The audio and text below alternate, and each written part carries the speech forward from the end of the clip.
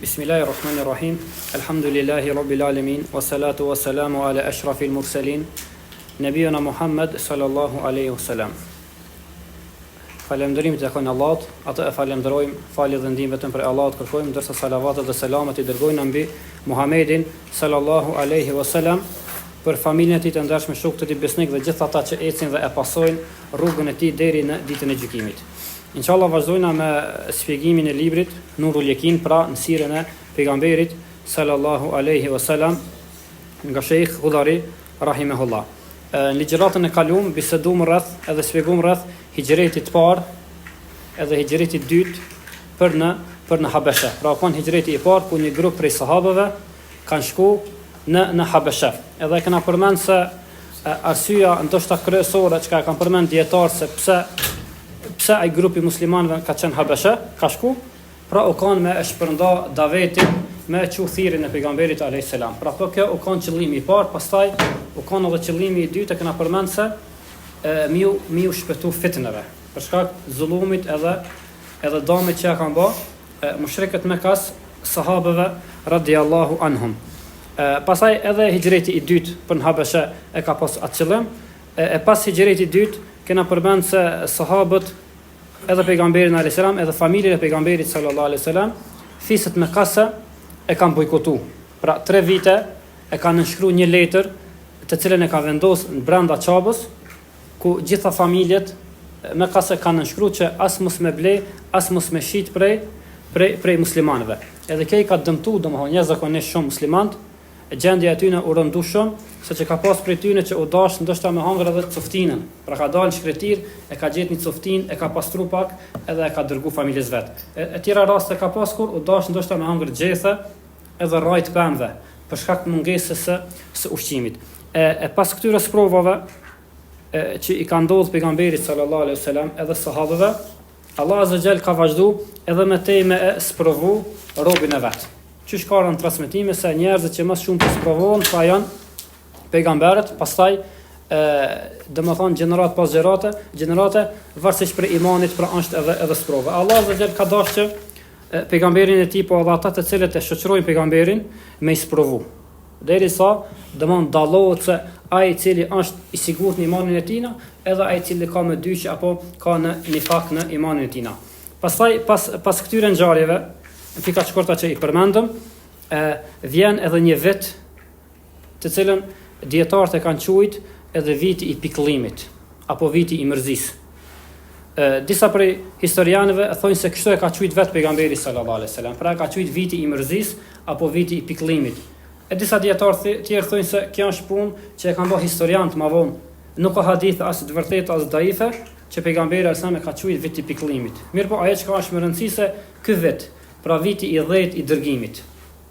Pra viti i 10 pas u dërguar si pejgamber, apo 3 vite para se me bëj hijretin në Medinë, në librat e sirës, pothuajse në gjitha librat mëni me gjetë si kaptina e pikëllimit. Kjo për shkak se ka ndodhur 2 ngjarje të cilat e kanë mërzitur shumë edhe e kanë pikëlluar pejgamberin sallallahu alaihi wasallam. Ajo është ngjarja e parë është vdekja e gruas së vet Hatijës radhiyallahu anha, edhe vdekja e dytë është vdekja e Ebu Talibit, pra agjës e tina. Sa i përket vdekjes së parë, e cila e ka mërzit shumë, ka qenë pra gruaja e tij, edhe gruaja e vetme në atë kohë që e ka pas, pra u kanë Hatijja radhiyallahu anha, të cilën pejgamberi sallallahu alaihi wasallam e ka respektuar shumë edhe e ka dashur domethënë jashtëzakonisht shumë, saqë për shkak të respektit që e ka pas, sa u kanë me Hatijën radhiyallahu anha, s'ka marrë tjetër gruë. Këtë gratë të tjera i ka marrë pasi ka vdek Hatijja radhiyallahu anha. Pse me gëzu një respekt kaq të madh kjo gruë të pejgamberit sallallahu alaihi wasallam. Si mos me gëzu kur kjo ka gruaja e parë apo personi i parë apo muslimania e parë e cila e ka pranuar Islamin.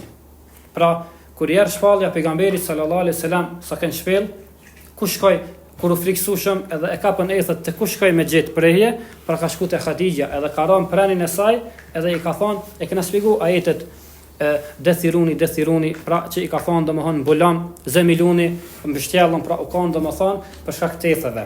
Edhe aty u kanë rasti kur Hatijja e ka pranuar Islamin edhe e ka besuar Muhamedit sallallahu alaihi wasallam. Edhe nuk u kanë lehtë nga ana e Hatijës me pranu islamin. Se na let më na me thonë sot po e ka pas burr, e ka taku pejgamberin alayhiselam ka nejt me ta.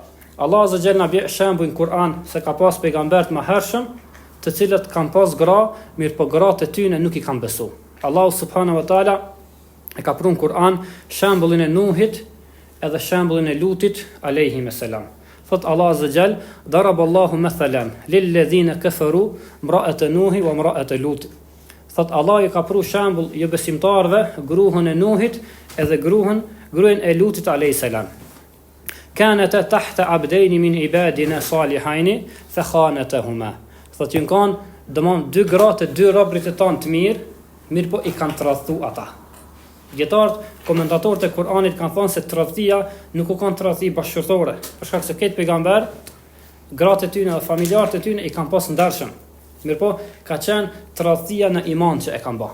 Prandaj ka në tefsire se përket tradhtisë së gruas së Nuhut alayhis salam, ai se kur ka shku populli me pyet gruan e Nuhut, çka është puna e Nuhut alayhis salam, që po thrat edhe po paralajmëron që ka marrë një tufan, edhe nëse zbesoni kam ju godit e kështu me radhë. Gruaja e Nuhit alayhis salam ka thonë ai është i çmendur. Pra çikja fjalë e kanë nxjerr për feje gruan e Nuhit alayhis salam. Ndërsa tradhtia e gruas së Lutit u kanë se kur kanë shku musafir burra te populli Lutit alayhis salam, te Luti alayhis salam, kjo gru ka shku edhe i ka spionu te populli të jo besimtarët. Edhe e dim se populli i Lutit alayhis salam ka qenë popull që kanë bërë domthon marrëdhënie burrat me burr, gratë me gra, burrat me kafshë kështu me radhë. Edhe nëse ka ardhur një burr në të fshatin e tyre, kanë shkuar edhe në mënyrë të dhënshme domethënë i kanë kryer ato punë të veta. Edhe ka pas raste kur kanë ardhur djem, 3 apo burrat e Lutit alayhis salam shtëpi, edhe Luti i ka strehu, i ka mshef, kjo gruaja vet ka shkuar edhe i ka spionu, jo që e ka bërë atë punë. Por atë Allah azza xal e ka gjykuar edhe me kufër për shkak të spionimit që e ka bërë. Pra kjo është tradhtia e gruas së Nuhit edhe grua së Lutit. Prandaj edhe nga ana Hatixhes nuk u kanë lejtë domethënë me e besu pejgamberin sallallahu alaihi wasallam, mirë po ajo ka besu edhe nuk e ka pas as domethënë më të voglin dyshim në punën e pejgamberit sallallahu alaihi wasallam. Gjithashtu pejgamberi sallallahu alaihi wasallam për Hatixhen ka thonë Hatixha më ka besu mu kur të tjerët më kanë mohu, edhe më ka besu mu kur të tjerët më kanë përgënjeshtru, edhe më ka dhënë pasurinë e vet kur të tjerët më kanë privu. Gjithashtu hadithe ka të shumta, ajo që ka vlerë me cek është se ka në hadith sahih nga Ebu Huraira, pejgamberi alayhis salam thot ka Xhibril dhe më ka thonë o Muhammed, është ardhur Hatixha me ushqim edhe me ujë. Edhe ka thonë Zoti i jot është duke i thu selam edhe duke e përgëzuar me një shtëpi në xhenet. Edhe pra Allah azza xal e ka përgëzuar me një shtëpi në xhenet Hatixhen sa u kanë gjallë. Gjithashtu edhe pasi ka vdekur Hatixha radhiyallahu anha, pejgamberi alayhis salam u kanë prej grave që më shumë e ka përmend. Saqë Aisha radhiyallahu anha e ka xhelozu. Saqë ka transmetime thotë se s'ka gru tjetër në botë përveç Hatixha. Edhe gruan që më shumë e kanë xhelozu gratë e pejgamberit alayhis u kanë Hatixha. Madje pejgamberi sallallahu alaihi wasallam edhe pas vdekjes së Hatixhes i ka respektuar edhe shoqët e Hatixhes radhiyallahu anha. Ka transmetime se kur ka thirr kurban i ka thonë shokëve vet merra që të ushqim çanja filan grus, që të ushqim çanet e filan shtëpia, që të ushqim çanet e filan shtëpia. Aisha thotë ja Rasulullah, kush janë këto njerëz, kush janë këto gratë që ju dërgon ushqim? Thotë këto janë shoqët e Hatixhes. Me një transmetim ka thonë çanja filanës në pjesë të kurbanit. Ja Rasulullah, kush është kjo gru? Kjo ka thonë e ka dashur Hatixhen. Pra ka një plakë e cila e ka dashur Hatixhen. Për shkak të kësaj dashurie që ka pas, ka vazhduar pejgamberi sallallahu alaihi wasallam me i dërgu domosar ka thirr kurban, asaj plakë ushqim vet fakti se e ka dashur Hatixhen radhiyallahu anha. Gjithashtu pejgamberi alayhis salam këtë fëmijë që i ka pas me Hatixhen përveç Ibrahimit e ka pas me Maria Kiptien. Vajzën e parë që e ka pas u kon Zejnebia radhiyallahu anha, e cila u kanë ngjelitat u kanë martuar me Abu As ibn Rabia. Edhe ka pas një vajzë e cila ka pas emrin Umama. Këtë Umamen e ma vonë e ka martu Aliu radhiyallahu anhu. Pra pas vdekjes Fatimës, Aliu radhiyallahu anhu e ka martu Umamen. Pse se ka martu sa kanë gjallë? Për shkak se nuk lejohet bashkimi i një gruas edhe tezën e saj. Çish nuk lejohet edhe bashkimi i një gruas bashkë me motrën e saj. Umama Fatimën radhiyallahu anha ka pas teze, se Zejnebia dhe Fatimja pra kanë qenë motra. Pastaj ka pas dy vajza tjera, Ruqayen edhe Kulthumin, edhe këto i ka pas me Hatixhen. të cilat i ka pas Uthmani radiallahu anhu gra. Fillimisht e ka pas të parën, kur ka vdek e ka marrë edhe dytën. Për atë edhe e ka pas novkën dhunarajn, apo posedusi dy dritave, se i ka pas pra dy vajzat e pejgamberit a.s. Edhe vajza fundit u kanë Fatimja radiallahu anha, të cilën u kanë martuar me Ali radiallahu anhu. Edhe ka pas 3 djem, e ka pas Ibrahimin, e ka pas Kasimin, që e ka pas edhe novkën Ebul Kasim, edhe e ka pas Abdullahun. 3 djem, cilët kanë vdekë në moshë të vogël. Abdullah i ka pas 2 kunja apo 2 emra tjerë, Tayyib edhe Tahir. Tayyib edhe Tahir do të thotë Tayyib i mirë, Tahir i pastërt. Për shkak se Abdullah ka një vetëm fëmijë që ka lind pasi u dërgu pejgamberi alajhi salam si pejgamber. Në librat e sirës dikon më një me gjetë se i ka pasur 2 djem, një Tahir, një Tayyib. Mirpo, e vërteta është se Abdullah pra i kanë thënë edhe Tahir edhe Tayyib. Prandaj këto i kanë disa prej cilësive të mira të Hatijës radhiyallahu anha. Prandaj me vdekjen e Hatijës, pejgamberi alayhis salam u mërzit. Edhe nga fakti se u kon gruaja e cila e ka shoqëruar, mirpo edhe Hatija radhiyallahu anha u kon mburoj nga fisi Beni Asad. Hatija pra u kon e fisit Beni Asad. Edhe fisi Beni Asad për shkak të respektit që e ka pas Hatija te ta, nuk e kanë sulmu pejgamberin sallallahu alaihi wasallam. Mirpo me vdekjen e Hatijës, pra u hap dera që edhe fisi Beni Asad edhe alatët që i kanë pas me bosul me ndaj edhe me i sulmu muslimant edhe më shumë. Atë muj që ka vdek Hatija radhiyallahu anha, pejgamberi alayhis salam e ka martu Saudan. Pra ka vdek në çat muj që ka vdek pejgamberi alayhis salam çat muj, pra nuk ka kalu më shumë se një muj, e ka martu gruan tjetër Saudan radhiyallahu anha. Pastaj në muajin tjetër e ka martu edhe Aisha radhiyallahu anha. Dhe kjo është martesa e tretë, edhe Aisha pra u kon e vetmja gruaja e cila u kon vajzë. Pra u kon e virgjën, këtë gra tjera që i ka pas pejgamberi alayhis salam kryesisht i kanë të martuar me maharat. Me Aisha pra është martu, është fiu në moshën 6 vjeçare, pastaj mos i ka bëu hijret në Medinë në moshën 9 vjeçare, pra është martu. Pas një muaj tjetër, pra për një periudhë shumë shkurt brenda një muajit ka vdekur edhe axha i pejgamberit alayhis salam Ebu Talibi. Edhe kjo u kon edhe më shumë ja ka shtu mërzien pejgamberit sallallahu alaihi wasallam për 2 arsye. Arsyeja e parë u kon se Ebu Talibi ka vdekur në shirk. Ebu Talibi suba musliman. Edhe pejgamberi alayhis salam ka pas shumë dëshirë, edhe shumë e ka thirr, shumë i ka bërë davet me e pranu Islamin, saqë në çastet e vdekjes i ka thonë: "O axha jam, thuaj la ilaha illallah. Thuaj çet fjalë dhe lema unë të ndërmjetësoj për ty." Mirpo pra zan kanë qenë edhe mushrik Abu Jahel e tjerë që i kanë thonë apo e tradhton ti fenë gjyshit ton edhe babës ton. Edhe Ebu Talibi pra ka thonë: "Ala millati Abdul Muttalib." Ka thonë jam në fenë Abdul Muttalibit edhe ka ndroi jetë. Prandaj është mendimi i Sunetit dhe Xhamatit, krejt dietarëve se Ebu Talibi ka vdekur në shirk edhe në kufër. Nuk e kundërshton këta përveç se Shiat. Pra Shiat e kanë mendimin se Abu Talibi është musliman, edhe ka hyrë në Islam. Edhe kuptohet pasuesit e Jahmi ibn Safanit, cilët imanin e kanë domosdoshmë me zemër, për shkak se nuk ka dyshim se Abu Talibi e ka besuar me zemër pejgamberin alayhis salam. Ndoshta unë aty nuk e kena çat bindje, që ka pas saj për pejgamberin sallallahu alaihi wasallam. Mirpo ka shqiptuar shahadetin. Na dim se te Sunneti dhe Xhamati imani është me besu me zemër, me shqiptu me gjuhë edhe me pas vepër. Me e pak është namazi. Mirpo Abu Talibi as shahadetin nuk e ka thonë. Mirpo te Xehmit ata e kanë besimin veç me zemër. Nëse e njeh Zotin e beson, s'është më rëndësi a thu shahadet apo nuk thu, a falesh apo s'falesh. Mjafton ti me zemër me besu.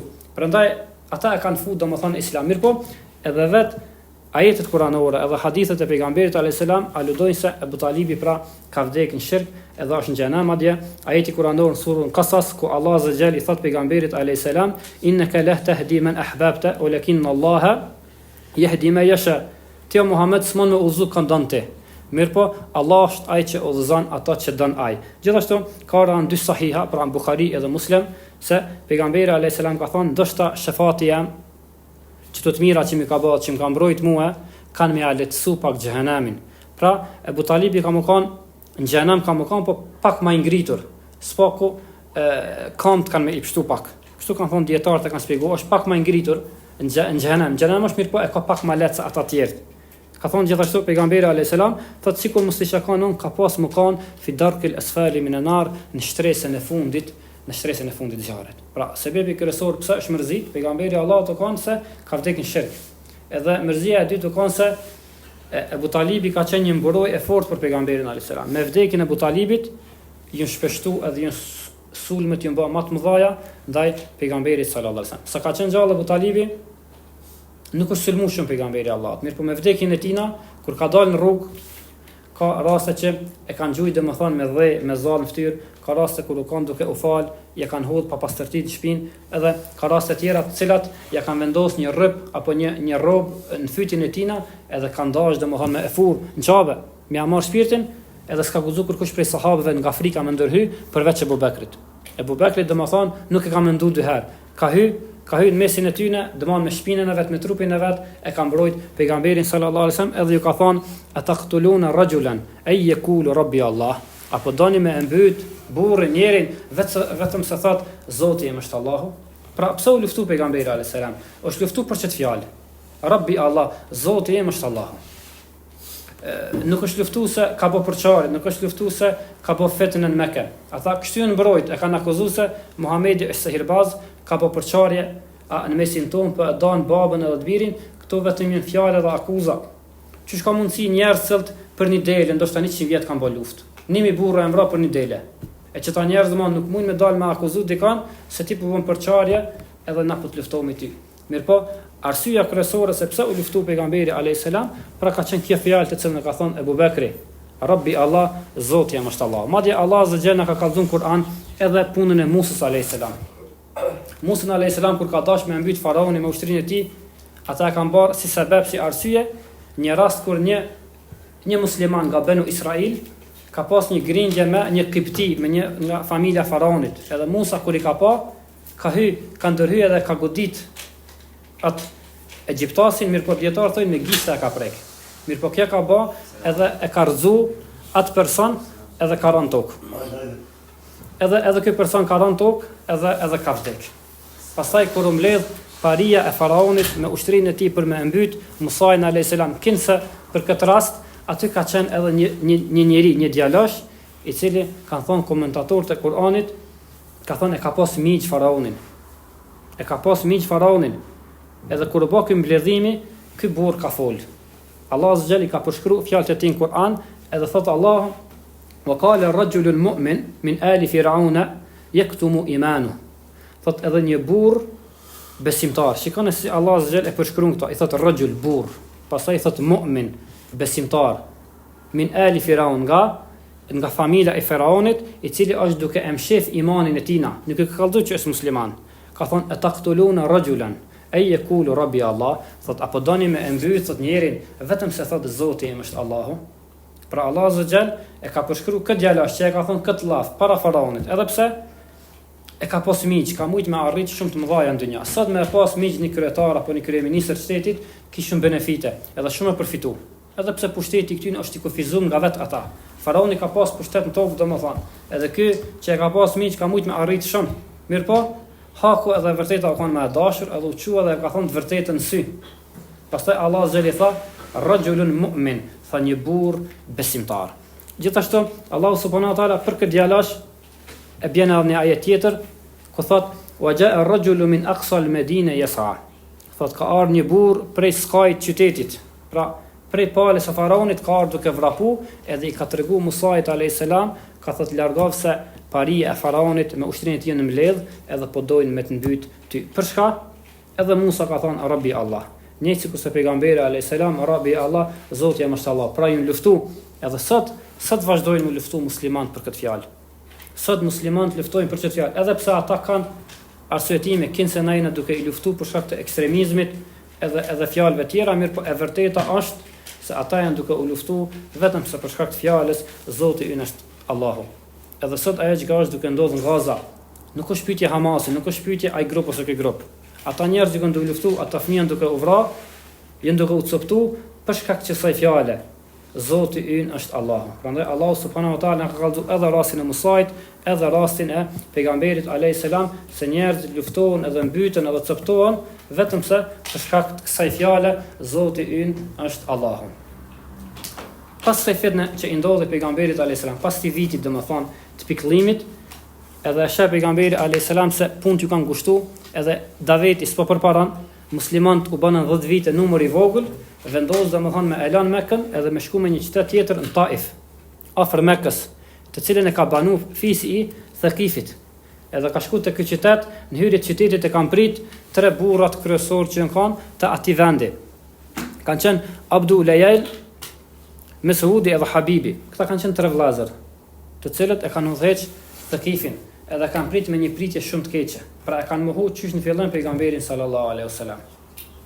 Pastaj ka qëndru pejgamberi asem duke bë davet edhe duke i thirr fisin e Thaqifit 10 ditë. 10 ditë rrugëve, 10 ditë në për tregjet e tyne edhe duke hyrë në shtëpitë e tyne edhe e kanë refuzuar thirrjen.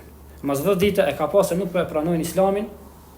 Pejgamberi alajhi ka vendosur me u largu, mirëpo populli i Thaqifit e kanë bën një kurth edhe e kanë nënçmuar pejgamberin alajhi salam. Kanë nxjerr fëmijë në rrugë edhe njerëz që janë të çmendur edhe kanë filluar me e gjujt me gurë, saqë e kanë çaa këmbën e pejgamberit sallallahu alaihi wasallam. Gjithashtu me pejgamberin alajhi salam kanë edhe robi i tij Zeid ibn Haritha, i cili ka hyrë domethënë në mes popullit edhe pejgamberit alayhis salam, edhe gurt e kanë godit edhe fytyrën e Zeidit radhiyallahu anhu, edhe ja kanë xhakos. Ndalje Thaqifit ka qenë një kopsht, ka qenë një lloj ferme e cila ka pas pëm, ka pas kafsh, ka pas hije dhe ujë, e cila ka qenë e fëmijëve të Ibn Rabias. Pra kanë Shejbe edhe Udbe.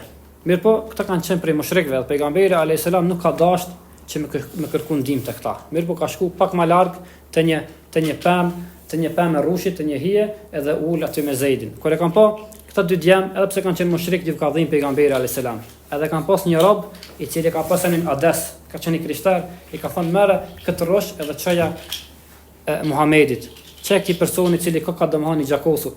Kur e ka marrë rrushin me hangër pejgamberi alayhis salam, ka thënë bismillah.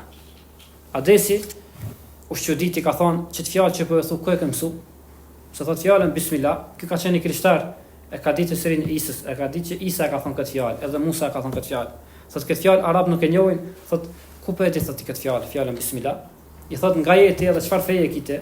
Adesi thot unë jam i krishter, thot jam prej Ninevas. Nineva është një vend afër Mosulit në Irak. A thot ti kokshë nga fshati i Yunus ibn Metas, vllau tam thot. Thot ku kiti njohuri për Yunusin alayhis salam. Ku e njeh Yunusin, edhe Allah pejgamberi alayhis salam ja lexon ajetet e Yunusit alayhis salam. Edhe Adesi e pranon Islamin. Madje ka në transmetime se ja ka pudh ballin durt edhe këmbët pejgamberit sallallahu alaihi wasallam.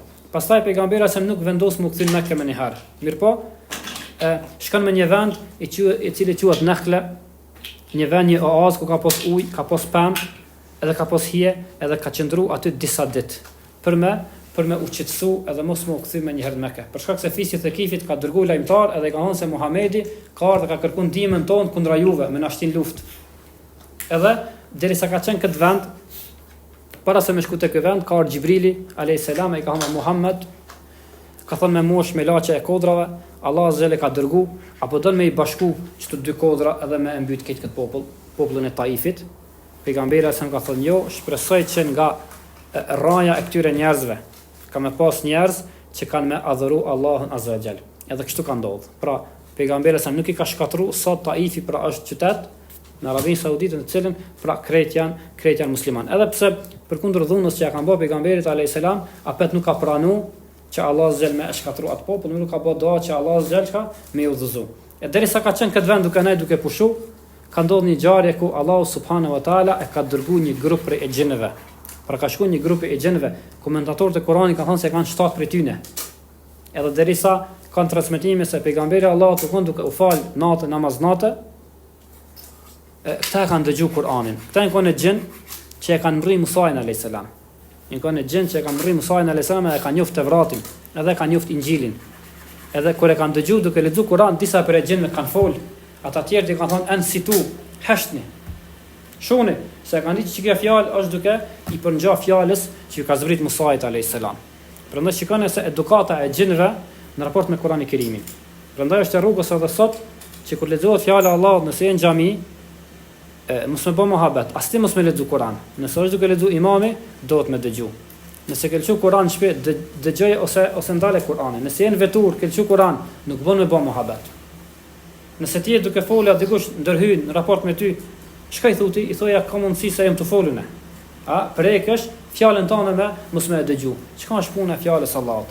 Prandaj gjend kanë thonë ansitu hashni. Edhe kanë dëgju domon Kur'ani i Kerimin deri në fund, e kanë pranuar Islamin, edhe kanë shkuar te populli i vet, edhe kanë thirrur në Islam. Allah Azza Jall e ka përshkruar në Kur'an bisedën e këtyre e gjinëve. Thot Allah Azza Jall: "Wa idh sarafna ilayka nafaran min al-jinni yastami'una al-Qur'ana falamma hadaruhu qalu ansitu." Thot kur ka një grupi e gjinëve të ti, edhe të kanë dëgju ty duke lexuar Kur'an, thot i kanë thënë njëri tjetrit shuni hashni. Falamma qudiya walau ila qaumihim munzirin. Thot kur u kry Kurani i Kerimi jot, namaz jot, thot kanë shkuar te populli i vet edhe i kanë thirrur në Islam. Pra këta janë kanë gjën një fshat i cili ka qenë mes Shamit edhe Irakut. Ka shkuar te populli i vet edhe Allah Azza në vazhdim i përshkruan fjalët e tyre ku kanë thënë: "Qalu ya qaumana inna sami'na kitaban unzila min ba'di Musa musaddiqan lima bayna yadayhi." O populli jon, thot na e kanë dëgjuar thot një Kur'an, thot i cili është zbrit pas Musës alayhis salam, i cili e vërteton ato që ju ka zbrit Musës. Yahdi ila al-haqi wa ila tariqi mustaqim, i cili thret në të vërtetën edhe në rrugën e drejtë. Ja qaumana ajibu da'i Allahi wa aminu bih. O populli jon, përgjigjeni ftesës së thirrësit të Allahut edhe besoni Allahun. Yaghfir lakum min dhunubikum wa yujirkum min adhabin alim. Ja fal gjunahat juve edhe ju pështon nga zjarri i xhenemit. Gjithashtu Allah Azza Jalla ka zbrit edhe surën Jinn.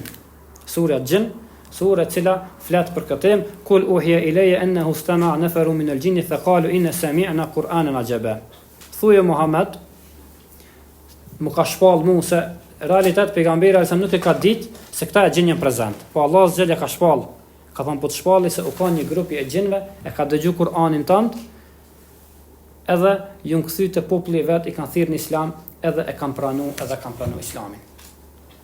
Pastaj pejgamberi sa pas ngjarje ka dashur me u kthy në Mekë, mirë po, mushrikët e Mekës e kanë aktivizuar një lloj ligji, një lloj dispozite që e kanë pas me e përzon prej vendit pejgamberin alajhi. Ai i cili ke i besueshëm, edhe ke më i miri, edhe më i dashurit të ata, erdhë në gjendje sa me ndalu edhe në Mekë me një. Mirë po, çka bani pejgamberi alayhis salam? E shfryzoi një ligj të cilin e kanë pas mushrikët, të cilën e me kërku besë prej dikujt. Edhe pejgamberi Allahut i ka thënë letër, i ka thënë lajm Mutim ibn Adi. I ka thonë a mojnë me hin besatimin tënd edhe me hin Mekë. Edhe Mutim ibn Adi i ka marrë djemtë e vet, fisin e vet, tërmatosur, kanë dalë në Çabe dhe kanë thonë Muhamedi është në besën tonë, edhe ka thonë guxon kërkush me e prek. Pastaj i ka thonë Abu Jahli, Mutim ibn Adi i ka thonë e mujirun anta am tabi. Thotë a je duke i dhënë besë këtij apo e bë musliman? Jo, thotë unë thotë besëm duke i dhënë. Okej, ka thonë e pranojmë na besatimin tënd, edhe kështu pejgamberi alayhis salam ka hyrë në Mekë. Këtu vlen me cek me përmendja mi kushtu vëmendje kësaj fjale të Abu Jahlit. Se për me e përdor që të leq për me shfrytzu pejgamberi alayhis salam, sipas Abu Jahlit edhe Paris, Mutim ibn Adi u dash më konë me mushrik. Nëse Mutim ibn Adi ka qenë musliman, s'ka vlejt për leq. Pra ti ka thonë ti, a je bo musliman, apo ka thonë që tu i dhonë besë, jo ka thonë besë, ka thonë në rregull atëherë. Se sikur se ti shkon ta kesh pranuar Islamin, zvlen ligji për ty. Edhe kështu ligji në atë zaman nuk ka vlerë për muslimanët. Hamza për shembull s'ka mujt me dhon besë pejgamberit sa. Omeri s'ka mujt me dhon besë. Abu Bekri ai tjetri, jo pse? Se këta janë musliman. Edhe ligjet që kanë pas mushrik Mekas nuk kanë vlerë për muslimanët. E njëjta është edhe sot.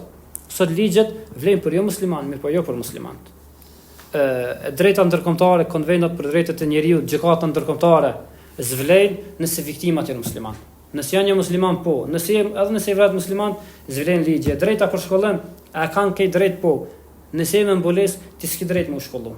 Edhe rastet e tjera. Prandaj qysh në atë zaman, edhe në këtë zaman, shikoni se si ligjet nuk kanë vlerë për muslimanët. Për atë Abu Jahli ka thënë ti thotë ai ka pranuar Islamin apo veç që ti dhon besë, jo thotë një fenë, jo veç besë pjap. Atëherë ka thënë në rregull, ka thënë pe pranomi. Gjithashtu, nga kjo kuptojmë se i lejohet muslimanit me i shfrytzu ligjet e jo muslimanëve për me fitu një drejtë. Sikur se pejgamberi sa për me fitu drejtën e vet me hin Mekë, e shfrytëzoi një ligj të jo muslimanëve, apo ky ligj nuk është për muslimanëve, nuk është pjesë e fesë tonë. Nëse dikush shembull vjedh dhe na dojna peshëriaz është mja prej dorën, a lejohet me thon dikush unë garantoj për ta mos e prekni? Pra nuk ka dyshim se ky ligj u kon ligj jo muslimanëve, mirë po shikoni se si pejgamberi selam e shfrytëzon për me arrit një drejt vetën. Prandaj i lejohet muslimanit nëse i shkelet një drejt e tina themelore elementare, lejohet me i shfrytzu ligjet jo muslimanëve për me fitu çat drejt. Jo me marr më shumë, as më pak, mirë po, vetëm aq sa i takon bazë kësaj vepre që e ka bërë pejgamberi alayhis salam. Edhe kjo nuk e ka dëmtu tauhidin e pejgamberit alayhis salam. Fakti që e ka shfrytzu një dispozit për dispozitave të mushrikëve. Edhe në fund ka ndodhur edhe një ngjarje, pranimi i Islamit nga Tufejli ibn Amri ad-Dawsi, ka qenë prej njerëzve cili ka pas pozitë lartë, edhe u kanë poet, ka qenë shkrimtar. Mushrikët e Mekës aq shumë i kanë folë keq për pejgamberin alayhis salam, se që ka vendos pa mbuk në vesh mos me i dëgju. Ky ka thonë unë ka thonë një poet, edhe di me e dallu Muhamedi alayhis salam ose sihirbaz, apo Kurani që është duke i shpall është fjalë e tij apo s'është. Ka thonë nuk po duan me dëgju për juve, po duan me shku me dëgju vetë Muhamedi çka po më thotë. Edhe ata kanë filluar me e bind se Muhamedi është sihirbaz, Muhamedi është duke thonë gënjeshtra, Muhamedi është duke përçarje, i ka vënë pa muk në vesh mos me i dëgju. Edhe ka shku te kështu është njëri kur don me kuptu hakun atë vërtetën, Allah ja mundson me kuptu. Edhe ka shku te pejgamberi Allahut, i ka thonë çka thret ti, i ka lexuar ajete. Edhe Tufejli ka pranuar Islamin. Edhe thotë ja Rasulullah, thotë po kthehena, thash thotë po e thiri popullin tan, ka qenë udhëheci popullit vet. Edhe ka hyrë në fshatin e vet. Ka shku sparit e baba vet. I ka thonë fytyra jeme për ty është haram derisa ta pranojë Islamin. S'u nuk qyrt më fytyra s'u të këshyri ti. Edhe baba vet i ka thonë un jam në fen tonë, ka pranuar Islamin. Pastaj ka shku te gruaja vet. I thotë gruas vet, ti për mua e haram derisa të bëhesh muslimane. Edhe ka pranuar Islamin. Ka dalë ka thonë popullit vet. Asnjë mos ton fol derisa ta pranojë Islamin. Ka refuzuar me Islam.